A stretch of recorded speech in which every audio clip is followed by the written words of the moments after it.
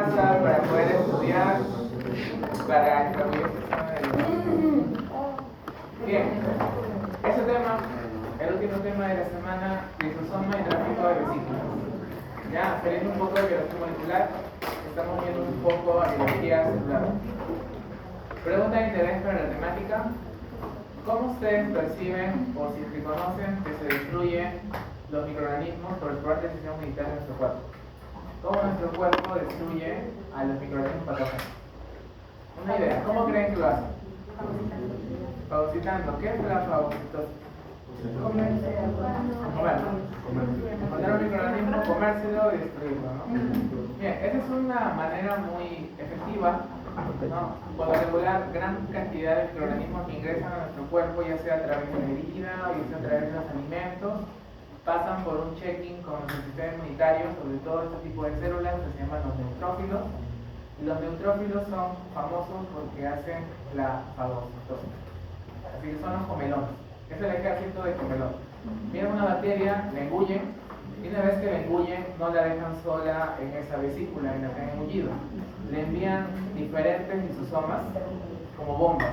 Generalmente los lisosomas son como cochebombas que ingresan acá, y una vez que todas están juntas, liberan su ácido, porque los lisosomas cargan mucho ácido. Y se libera todo el ácido dentro de esta vacuola donde está la bacteria. ¿Qué va a pasar con la bacteria? Es un sistema muy interesante. Y también aprovechan el hierro y otras moléculas metálicas para generar un ambiente hostil y destruirlo por completo. Además, este tipo de células también fabrican algo muy parecido a la lejía, que se llama hipoclorito. O sea, la lejía es hipoclorito de sodio. Estas células fabrican un tipo de hipoclorito que también lo envían a la vesícula del fagocitosoma. Desinfectan todo. Bien, entonces lo que nos importa para esta clase es entender este proceso que está en forma macro. Nosotros tenemos el gran núcleo, el centro de comando que fabrica ARN mensajero y proteínas prácticamente en esta sección. Pero una vez que se fabrican las proteínas, ¿qué pasa con esas proteínas? De todo esto, ustedes recuerdan que las proteínas se fabrican en parte en la membrana del retículo plasmático rugoso, y algunas se fabrican en ribosomas libres, pero la mayoría se fabrican en este sistema de membranas. ¿Qué hacemos con esas proteínas que están dentro de las membranas? Las envían en vesículas, las envían al siguiente compartimiento, que es el aparato de Golgi. El aparato de Golgi lo recibe en sus tres secciones, la cara cis, medial y trans. Ahí decide dónde va a enviar y dice: bueno, te vas a ir a la membrana, tú te vas a ir afuera como una secreción, tú vas a ir a otro planeta. Entonces, aquí decides a dónde van a ir las sustancias, pero el proceso debe tener un poco más de detalle. Entonces, en esta clase se va a dar más detalle. Y no solo eso, ¿no? El tráfico, así le dicen, tráfico de vesículas o tráfico de sustancias para afuera, también puede ser de manera inversa. Hay sustancias que van a ingresar o van a retornar de la membrana al aparato de Golgi, y del Golgi lo podemos regresar incluso de nuevo retículo plasmático. Así que vamos a ver este camino, ¿no? De ida y de regreso. A ver cómo funciona. Bien, vías secretoras y vías endocíclicas. Ahora, a la vía secretora nosotros le conocemos como la vía anterógrada, o sea que va de frente, y la vía endocítica es como la vía retrógrada, ¿no? Que va de regreso. Ahora, la vía secretora puede ser constitutiva o regulada. Quiere decir que constitutiva es un término en el cual denotamos que siempre lo está haciendo de forma normal, así como cuando tú respiras, ¿no? Nunca dejas de respirar porque es un fenómeno normal, a menos que corras demasiado. Si corres demasiado empiezas a respirar muy fuerte y es por un estímulo. Ese muy fuerte podría ser de forma regulada. Hay algún estímulo exterior que haga que el proceso secrete más de lo normal, por ejemplo. Bien, entonces aquí tenemos el movimiento de vesículas por todo el sistema de la membrana, de ida y de regreso. De ida, ¿cómo se llama? Anterógrada. Anterógrado, O también vías secretorias, ¿no? Bien. Ahora vamos a empezar a desglosar un poco los nombres de todo esto. Retículo plasmático rugoso, liso también por ahí debe estar mezclado, y por acá hay una zona intermedia. En los libros se denominan siglas como el ERGI, pero esos términos son muy complejos, ¿no? En sí, ERGI significa compartimiento intermedio del Golgi retículo endoplasmático. O sea, es la zona que hay entre el Golgi y el retículo endoplasmático.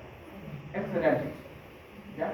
Y este Ergic está conformado por algunas vesículas que parecen membranas, que son parte del retículo endoplasmático, que se van a fusionar con esta parte del aparato de Golgi. A todo esto, ¿ustedes recuerdan qué partes tiene el aparato de Golgi? Sí. Ajá, una cisterna, sí, una cisterna medial, intermedio, una cisterna trans, ¿ya? Y adicional, ahora están conociendo este término, ¿no? Esta cosa, este terreno intermedio, como la zona de guerra, el Ergic, ¿ya? Antes de llegar a la cara o la cisterna cis. Bien, espero que por aquí le tengan más. Ya tenemos la famosa vía enterógena, ¿no? Ahora, una vez que llegas a la cara cis, mejor comentémoslo por producción. Tú cuando produces una proteína, ¿dónde se produce en todo este segmento? El retículo endoplasmático rugoso. En el rugoso, ¿no? Si tú quieres fabricar un lípido, ¿dónde lo fabricas? En el liso. Y si tú quieres hacer una combinación, que es una glicoproteína o un glucolípido, en el Golgi. No. Acá también, en el liso y en el rugoso, pero se van metiendo poquito a poquito los carbohidratos, pero poquitos. Sí. ¿Dónde terminan de colocarse los carbohidratos que formados en esta estructura? Aquí, en el Golgi. Así que ambos participan en la conjugación de carbohidratos con proteínas o lípidos. ¿Ya? Y por ahí les surgió esa duda. Ahora, para que las moléculas de acá, del retículo endoplasmático, puedan seguir su camino por aquí, en la vía anterógrada, necesitan de unas proteínas que se denominan COP. Ahora, estas COP tienen esta sigla, COP Complex Protein, pero digamos COP nada más. Hay dos tipos de COPs que nos interesan, COP1 y COP2. ¿Qué hace el COP1? Acá lo puse en flechita para que sea más rápido de entender. Los COP1 mandan del Golgi al retículo endoplasmático. ¿Qué significa? ¿Que van de ida o de regreso? De regreso. Porque del Golgi van a regresar al retículo endoplasmático. Y los COP2 que hacen mandan del retículo endoplasmático al Golgi. Van de ida. Entonces, estas moléculas de acá tienen que salir con unas proteínas que se llaman los COP2 para saber que van a ir en ese sentido. ¿Ya? Ahora, hay otro tipo de proteínas que también son importantes que se llaman las clatrinas. Las clatrinas son proteínas que cuando envuelven a una vesícula lo pueden meter, así como por una endocitosis, o también pueden hacer que dé vueltas por aquí, una vesícula, ya sea para enviar un lisosoma, por ejemplo. ¿Ya? Aquí la cosa se vuelve un poco más compleja. Ahora, acá hay otros términos más que me gustaría que ustedes conozcan. Ya saben que este espacio, ¿cómo se llama? Entre el retículo y el Golgi. El Ergic. ¿Qué es esto de acá? ¿No? Ahora, aquí en la primera sección, antes de entrar a las cisternas, hay una zona gris que se denomina la red cis-Golgi, que es el CGN, y la red trans-Golgi. ¿Ya? En medio de las cisternitas hay estas cosas que dicen las redes. Por eso aparecen estas siglas de acá. Te los dejo ahí en claro para que cuando lo vean también en el libro no se confundan, porque a veces hay tantas siglas que uno no sabe a dónde seguir la corriente de lectura.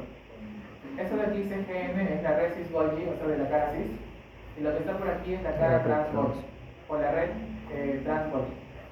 Bien, y esas estructuras de acá se denominan los transportadores tubulares de vesículas, ¿no? Que son estructuras intermedias en medio del Ergic. Más términos, ¿no? Y por acá hablo un poquito de los COP. Entonces, ahora recordando, COP2, ¿qué hace? Entra afuera. De Golgi. De ida, ¿no? Vamos a decir. COP2 de ida, COP1 de vuelta. Entonces, de ida también se llama anterógrado. De regreso es retrógrado. ¿Ya está? Ahora, con un poquito más de detalle, las proteínas COP vienen a ser estas proteínas que están aquí, pero para poder hacer esta vesícula que va a viajar, primero hay que activar un sistema de proteínas JEF que se denomina la SAR1. Acá en la biología celular se pone maleado, porque hay un montón de nombres, un montón de enzimas, pero aquí para recordar es que existen en la membrana del retículo endoplasmático estas proteínas que se llaman JEF, que intercambian guaninas, GDP por GTP. Una vez que el GTP se intercambia con otras proteínas SAS, se empiezan a pegar a la membrana del retículo endoplasmático. Una vez que se pegan, van a llamar a otras proteínas que van a conformar las proteínas COP. Recién cuando se pegan estas proteínas llaman a los COP. Y una vez que llamas a los COP, vas formando estas vesículas, o sea, estas estructuras medias redondeadas, para que puedan viajar en el sentido donde van a viajar. Si es un COP2 o es un COP1. En el caso del retículo plasmático sería un COP2, ¿no? Porque va a ir del retículo plasmático al Golgi.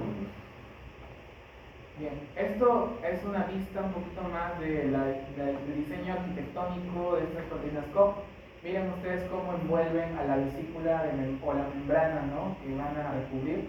Por lo regular toman esas estructuras geométricas que los biofísicos han estudiado con mucho auge porque les encantan mucho las medidas y el saber por qué debe ser de esta manera. Dicho sea de paso, en el libro cuando habla de esto, sí se pone un poquito, desde el punto de vista matemático, un poquito más maleado porque comenta de que estas estructuras geométricas le dan mucha estabilidad a la molécula. En resumen, pero sí lo comenta con más detalle. Entonces, miren ustedes, las estructuras de clatrinas, ¿cómo son? Tienen estas formas que conforman esta estructura geométrica.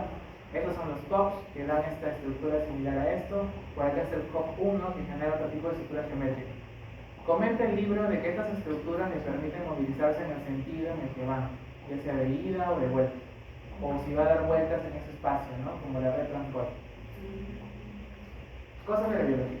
Bueno, ya entendimos que hay un COP que te va a llevar de forma de ida, ¿no?, de vía anterógrada.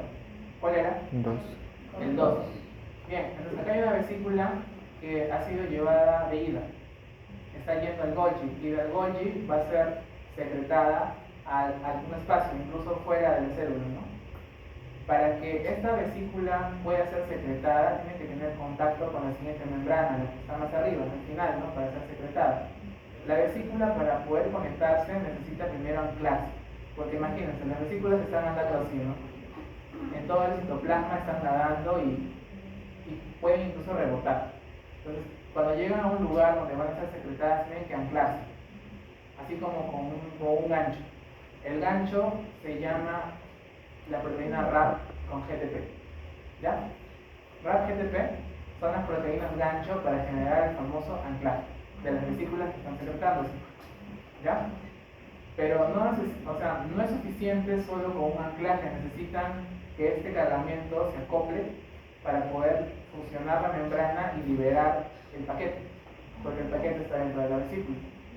Para poder hacer ese acoplamiento necesitan de estas proteínas muy importantes que la van a ver en fisiología, farmacología, fisiopatología, que son los famosos Wessner y Tesner. Ya, eso sí me gustaría que nunca se olviden de los Wessner y Tesner. Los Wessner o Wessner, ¿en qué estructura están? ¿En la vesícula o en la membrana objetiva donde va a ir? En la vesícula. Entonces, V de vesícula, prácticamente. ¿Ya? Wessner. ¿Y la Tesner dónde está? En el blanco, ¿no? En la membrana objetivo donde se va a fusionar para liberar el contenido. Una vez que interactúan ambas, recién esta membrana se fusiona con la siguiente y libera su contenido. Y se puede secretar una sustancia. De esta manera, las neuronas pueden liberar sus neurotransmisores. Los neurotransmisores viajan en vesículas que van hasta el final de la neurona por el axón, y al momento de ser secretados, ahí en la última parte del axón, pasa esto y libera el neurotransmisor a la siguiente neurona. ¿Ya? Esto lo van a ver más adelante, más seguido. Y también hay una enfermedad, el botulismo y también el tétanos, que tiene que ver con estos procesos. La toxina bloquea esas cosas y algunos neurotransmisores. Lo veremos más adelante también en otros temas que vamos a ver de fármacos. Ahora, formación de endosomas. ¿Qué es la endocitosis? Es como tragar, ¿no? O dejar ingresar sustancias. Pero para que ingrese una sustancia por endocitosis, que ya es un sistema de transporte de macromoléculas, porque se acuerdan que había de moléculas pequeñas, que es el transporte de membrana, y de moléculas grandes, que es la pinocitosis, endocitosis, fagocitosis y demás. ¿Cómo hace una molécula para ingresar a la célula? Tiene que interactuar tal vez con alguna proteína, ¿no?, que le permita abrir el mecanismo de ingreso. Entonces, las proteínas que suelen dar el ingreso, en la mayoría de casos suelen ser clatrinas. No se olviden entonces de esa proteína. Las proteínas clatrinas suelen estar acá en la membrana esperando algo para poder meter dentro de la célula. Pero esas proteínas clatrinas no están en cualquier parte de la membrana celular. Están en una zona muy densa está hecho de colesterol y fosfolípidos de la membrana. ¿Se acuerdan? Hay una sección de la membrana que es rica en fosfolípidos, Sí, base lipídica, la base lipídica. Entonces, las zonas de bases lipídicas contienen una cantidad de proteínas y creatinas importantes. Entonces, ahí es donde va a interactuar una sustancia que va a ingresar a la célula o que necesita ingresar a la célula. Entonces, ingresa con un pedazo de creatinas alrededor y membrana. Ahora, cuando está aquí, va a tener contacto con esta zona del aparato de Golgi. ¿Con qué cara del aparato de Golgi va a tener interacción? Esta molécula que está ingresando Retrans. con la cara trans.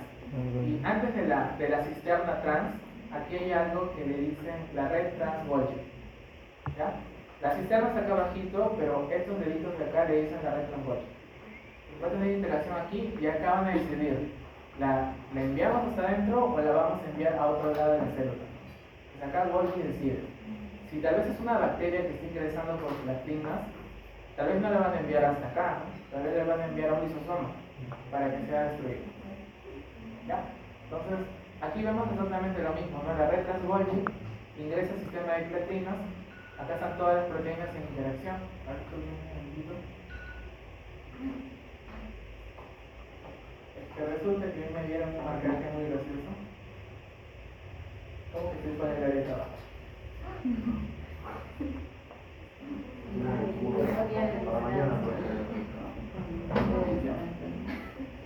Ya está, ya marcamos la salida. Podemos avanzar más rápido. Entonces aquí vemos todo el sistema molecular. Aquí, digamos que ha ingresado una bacteria, ingresó a la creatina hasta acá, pero el mismo sistema de la red trans Golgi dice no vas a seguir, te voy a enviar para un lisosoma. Entonces acá le envían al lisosoma para que se fusione. Tú cuando fusionas un endosoma o una vesícula con un lisosoma, formas algo que se llama el fagolisosoma. ¿Ya? Pero es el término que le damos a eso mismo. Acá una curiosidad que encontré en el libro, que la mayor cantidad de las enzimas que están en el lisosoma tienen residuos de manosa fosforilado. Dice que eso les permite sobrevivir a los ambientes dentro del lisosoma. Porque imagínate, entrar al lisosoma es como entrar a un lugar donde está 42 grados centígrados y tú estás así ahorita con chompa, y aparte de que ese lugar huele tal vez muy ácido, está lleno de ácido, es un lugar donde te puedes morir. El lisosoma es muy hostil, es un lugar muy terrible, como el cuarto de algunos. Entonces, tenemos que tratar de proteger esas enzimas, porque las enzimas también son susceptibles, ¿no? Las que están adentro del lisosoma. Esta es la estructura de las creatinas. ¿Ven ustedes una cosa interesante? Las creatinas forman esa estructura que se denomina trisquelión. Y son trisqueliones unidos entre ellos que forman esta estructura como una pelota. Cosas de la biología, ¿no? Que le dan la geometría, es lo que les permite interactuar al final con el lisosoma. Hay otras proteínas involucradas, pero no se preocupen, para el examen solo vean que es una situación compleja, pero el examen no va a entrar eso. Bien, la vía cíclica igual, creatinas, recepciona una sustancia, por ejemplo una bacteria, esta va a ingresar al sistema trans Golgi y Golgi va a decidir a dónde lo envía. Si lo envía al lisosoma, se va a formar algo que llamamos el fagolisosoma. Ahora, el lisosoma tiene algo muy interesante. En su membrana tiene unos transportadores activos primarios que son de protones de hidrógeno. Entonces son protones de hidrógeno a la inversa. Quiere decir que todos los hidrógenos que encuentran en el medio los meten adentro de ellos. Si tú metes hidrógenos en un medio, ¿qué es lo que hace? Sí, un medio ácido. Tú haces que el pH sea más ácido, o sea, el pH sea más bajo, o sea, recontra ácido, ¿no? Entonces, esas bombas de protones me ayudan bastante. Aquí un poco del contenido de un lisosoma, y esta es una imagen de lisosomas en microbiología electrónica de transmisión. ¿Qué tipo de enzimas tiene un lisosoma? Fosfatasas, nucleasas, proteasas, hidrolasas de todo tipo, polisacaridasas, enzimolípidos que hidrolizan, enzimas hidrolizantes de lípidos. Todo tipo de enzimas asas que van a destruir cualquier contenido orgánico, desde proteína, ácido nucleico, lípido y demás. En resumen, si cualquier organismo ingresa, se va a morir. Si ingresa un lípido, tal vez de cadena muy larga, lo va a degradar, porque los lisosomas también ayudan a veces. a nivel lípido se cae muy largo. Si por ahí hay alguna proteína mal plegada, que tú dices, no, esa proteína como que no, está muy mal. Es árbol torcido, no es estético, como dice tu compañero. La vamos a enviar al lisosoma para que sea destruido y de nuevo lo podamos rehacer. Y pH el cual funciona aproximadamente 4.6. Es el pH en el que funciona un lisosoma. Autofagia. ¿Alguno de ustedes recuerda o ha escuchado de la autofagia? Cuando empieza a comer sus propios organelos, su propio contenido. Sí, es un mecanismo que tienen las células para degradar sus propios organelos. Pero no lo hacen porque sí, lo hacen cuando esos organelos están ya más viejitos. Como ya está muy viejita, la mitocondria ya está viejita, apenas si rinde un ATP, entonces ya mejor lo degrado y lo vuelvo a rehacer, ¿no? Para que otra vez esté vivo. Este es un sistema muy interesante porque se sabe que esto se usa mucho para limpiar la basura dentro de la célula. Y se sabe que un factor que condiciona que las células se envejezcan más rápido es cuando no limpias muy bien la célula y está llena de basura. Por ejemplo, las neuronas cuando se llenan de basura beta amiloide producen una enfermedad degenerativa que se llama Alzheimer. Tengo un chavo de Alzheimer y proteína beta amiloide tiene que ver mucho, ¿no? Porque es un producto de basura. Así como otras enfermedades. Así que algunos consideran el envejecimiento o la degeneración de los tejidos como cúmulo de basura. Y el que se encarga de limpiar es el sistema de autofagia, con el lisosoma y demás estructuras involucradas. Pero ¿qué pasa si no funciona? Podría suceder, aparte del proceso de envejecimiento más acelerado, o sea, no tan acelerado como la progeria, pero sí más acelerado, también otras enfermedades. ¿Ya? Hay un montón de enfermedades asociadas a problemas de autofagia, sobre todo al cáncer. Consideran al cáncer también un problema de autofagia. Ven que en el cáncer hay muchas cosas involucradas. Ahora, ¿cómo funciona la autofagia? Digamos, tenemos una mitocondria que, como ya les comenté, apenas si recién ATP y ya no está para dar más, está muy viejita. Entonces empiezan a marcarla, ¿no? Se forma esta estructura vesicular, que es el autofagosoma. Una vez que forman esta estructura vesicular, se le manda estructura de lisosomas. Prácticamente los lisosomas se fabrican en el aparato de Golgi. Aunque no sabemos cuál es el origen de un lisosoma, la verdad es que salen del Golgi. Del trans-Golgi sale un pedacito de membrana y como tienen proteínas específicas en la membrana se vuelve lisosoma después de un tiempo. De ahí lo envían, se junta con esta vesícula y se forma el autofagosoma o el autosoma. Y al final esa estructura que estaba ahí como esta mitocondria va a ser degradada. En muchos casos hay sustancias que no se pueden eliminar por completo. Como por ejemplo esos pigmentos de liposuccina que comenta, son pigmentos que se quedan de la degradación de muchos organelos. Es más, algunos consideran a esta cosita, la liposuccina, como un marcador de envejecimiento. Porque es como saber cuántas veces tu célula ha estado en esos procesos. Y se puede medir liposuccina. Me acuerdo que cuando hice en primer año de revisión de marcadores de envejecimiento encontré esto también como interesante. Pero el problema es obtener la muestra, porque el interés sería medirlo en tejido cerebral y obtener tejido cerebral concreto. Las que más se ha visto en animales. A menos que alguien desarrolle una técnica de imagen para ver liposuccina, así por un examen de radioimagen, chévere. Y esto por microscopía electrónica de transmisión. Acá la mitocondria, ustedes distinguen la mitocondria porque tienen las estructuras como crestas, y acá está dentro del autosoma, ¿no? A punto de ser digerido por completo. Ahora, ustedes dirán, entonces si la autofagia resulta ser un proceso importante para mantener mi salud, porque realmente mantener la autofagia mantiene la salud de tu cuerpo, ¿cómo hago para estimular la autofagia en mi cuerpo? De hecho, algunos consideran, basado en estudios, que hacer un ayuno por lo menos de 18 horas, 16 a 18 horas, activa la autofagia lo suficientemente bien como para considerar una purga o una limpieza celular. Cuenta, 18 horas, o 12, al menos de 12 a 16 horas. ¿Cuánto tendrías que hacer de ayuno? ¿Desde qué hora hasta qué hora? De hecho, algunos consideran que es una práctica que podría hacer retrasar el envejecimiento biológico un poco. ¿Puede hacer el sueño? Por supuesto. Mucho mejor Mucho mejor las horas de sueño. Y Mira, si Si tú tienes comida de 10 a las 8 de la noche, hasta las 8 de la mañana ya tienes 12 horas, prácticamente. Como es el yoga. Ya. De ahí le sumas unas 6 horas más, 8, 9, 10, 11, 12, 1, 2. Ya tienes tus 6 horas como para hacer masaje. Y en la práctica de ayuno, si ustedes lo han leído por ahí, se considera algo muy importante. Ese ayuno no estaría mal. De hecho, de paso, yo sin querer hacía esa práctica. No, la verdad, cuando empecé a tener un ritmo más intenso de estudio y otras cosas, porque yo cuando estaba en tercero, yo empecé a hacer una maestría y un diplomado. La verdad, no sé qué pasó, pero yo creo que pasé por algo y no quería pensar mucho en otras cosas, así que yo me refugié en el estudio. Era mi manera de superar algo que pasó. ¿Ya? Algo muy fuerte. Entonces era como que no tenía cabeza para pensar en nada más que en los fabulosos estudios. Y pues yo practicaba mucho esto, ¿no? Creo que al menos 4 veces a la semana hacía estos tipos de ayunos. Sin darme cuenta, porque se me pasaba la hora rápido, si no trabajo.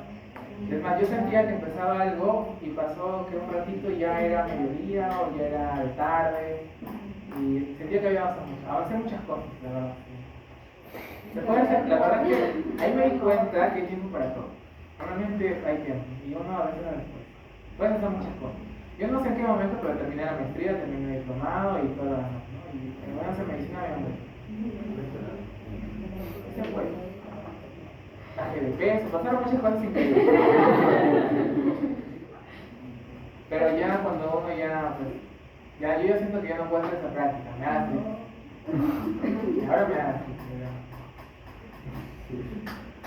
Bien, existen enfermedades por problemas con la autofagia o como problemas con los lisosomas, sí existen. Hay muchas enfermedades que se denominan de depósito en el lisosoma cuando ya el lisosoma no funciona bien. ¿Habrán escuchado de alguna de estas? Por ejemplo, enfermedad de Gaucher. ¿No? Bueno, Pompe es similar, ¿ya? Pero no es en el lisosoma. O sea, bueno, sí hay un tipo en el lisosoma, pero estas son muy interesantes para lo que estamos viendo ahorita, ¿no? Gaucher también es una enfermedad que afecta a los músculos, pero sobre todo al hígado. Problemas para la degradación de un líquido, ¿no? Que son los cerebrosos. Acá hay otras más, marco estas como muy importantes para que ustedes lo recuerden, porque suelen ser clásicos en preguntas de exámenes de medicina internacional y demás, ¿ya? Tay-Sachs, Gaucher y Pigman o bien Pigman. Bien, y por último esto, ¿no? La fagocitosis, aunque ya lo hemos comentado, solo que acá lo vamos a ver de otra manera. Habíamos comentado que la fagocitosis empieza como un proceso de endocitosis, una bacteria que va a ser degradada. Pero esta bacteria, para que pueda ingresar, ¿qué sistema de proteínas requiere para que el neutrófilo ingrese? Platinas. Y esas platinas están en un sistema de membrana que se denomina la base lipídica. Una vez que la bacteria interactúa con las platinas, ¿qué se va a formar? Una vesícula que acá se va a denominar el fagosoma, ¿ya? En el caso de la fagocitosis. Este fagosoma va a llegar a una región que se denomina la región trans-Golgi, ¿ya? En esta región trans-Golgi van a pasar muchas cosas. Este fagosoma va a interactuar con una parte del aparato de Golgi que se va a transformar en lisosoma y lo va a juntar, se lo va a enviar. Es como enviarle un barco lleno de granadas o lleno de TNT. Le envía la embarcación, le dice que es algo chévere, se lo cree, ingresa y explota. Y la bacteria es degradada. Parte de la bacteria puede quedarse como un gránulo de lipofuncina porque al final es materia orgánica como destruida y ya pues la bacteria va a ser degradada por completo, ¿no? Ya no es la bacteria que queda. Pero resulta que los microorganismos evolucionan, o sea, se adaptan a muchos ambientes hostiles y hay microorganismos que han aprendido a vivir con este sistema. ¿Han escuchado ustedes del Mycobacterium tuberculoso? La tuberculosis. Es el agente causal de la tuberculosis. Una enfermedad top en Brasil y en Perú. Tenemos mucha tuberculosis aquí en esta parte. Ya lo verán en el hospital cuando toquen el Hipólito Unánime, que es el centro referencial del TB de Perú. Ahí van todos los tuberculosos más complejos. Y aunque no lo crean, ustedes van a rotar por ahí cuando roten neumo, ahí van a ser con el tuberculoso, con el sensible y van a estar. A ver, escúchalo, doctor, te va a decir. ¿Qué escuchas? A ver, escucha su tos y te van a tener. Donde si no te permiten entrar es al departamento, que le dicen la baticueva, porque ahí están los tuberculosos MDR y XDR, que son los que no responden a ningún medicamento. Ahí no te dejan entrar porque ya saben que es, a menos como estudiante, los neumólogos van vacunados y van con tratamiento profiláctico para no contagiarse o que no tengan un problema. Pero tú como estudiante no. Y sobre todo porque vas sin comer, vas todo trasnochado, estresado, ¿no? Tienes que cuidarte.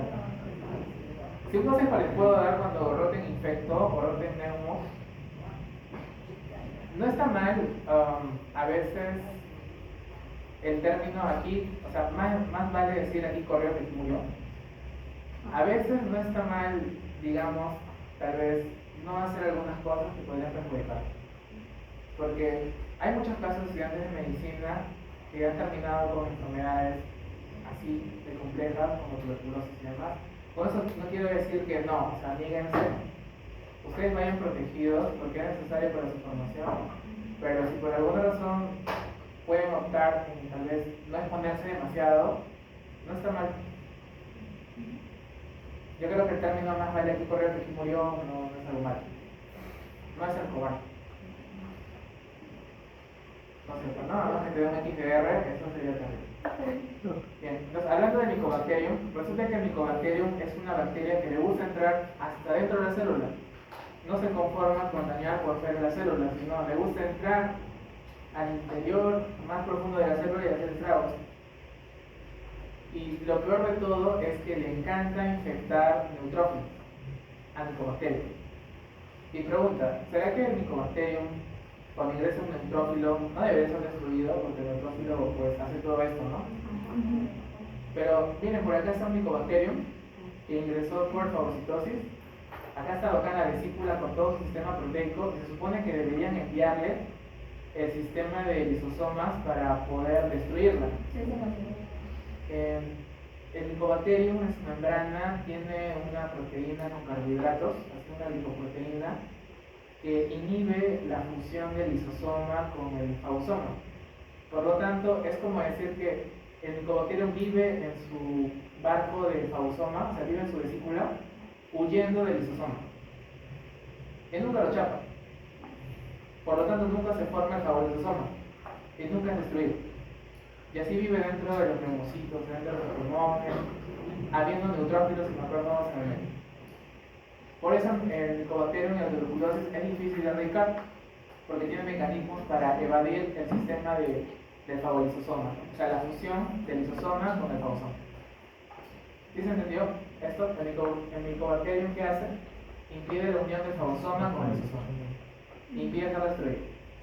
Por eso, tu sistema inmunitario no lo puede combatir bien y requieres unos medicamentos muy especiales para tratar el Mycobacterium. Eso es el famoso esquema para antituberculosis, que son como 5 medicamentos o 4 medicamentos dependiendo del paciente, que lo debe tomar por 104 días aproximadamente todos los días para poder vencer la enfermedad.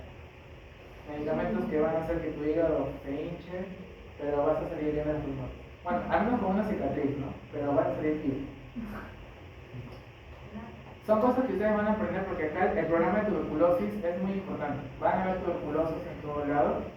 En mi cosita hay como 4. Y todos los días vienen a tomar su medicamento. Las enfermeras se encargan de eso. Están ahí dándole medicamento, viendo que lo pueden morir. Y a mí como médico me toca 4 evaluaciones del paciente. Cuando inicia el tratamiento y a mí me dicen, doctor, dale la dosis. Yo tengo que calcular la dosis, tengo que establecer cuántos medicamentos va a tomar todos los días, y hacer el pedido de los medicamentos, todas esas cosas. Ya después cuando le toca el cambio de fase 2, otra vez lo vuelvo a evaluar y me dan todo el indumentario. Tengo que ponerle una mascarilla incómoda que se ponen en COVID y todo lo demás. Una vez que soy como astronauta recién voy a hablar con él. A veces solo vienen por medicamentos porque siempre están tosiendo mucho y les duele. A veces solo vienen por un medicamento para la tos, como el dextromethorphan. Igual uno tiene que estar protegido. Sí, no solo él, sus familiares también. El programa de TV es importante para ustedes, pero ya saben cómo hace este Mycobacterium para evitar su destrucción. Bien chicos, eso era todo. Esperando que el lunes Todo bien.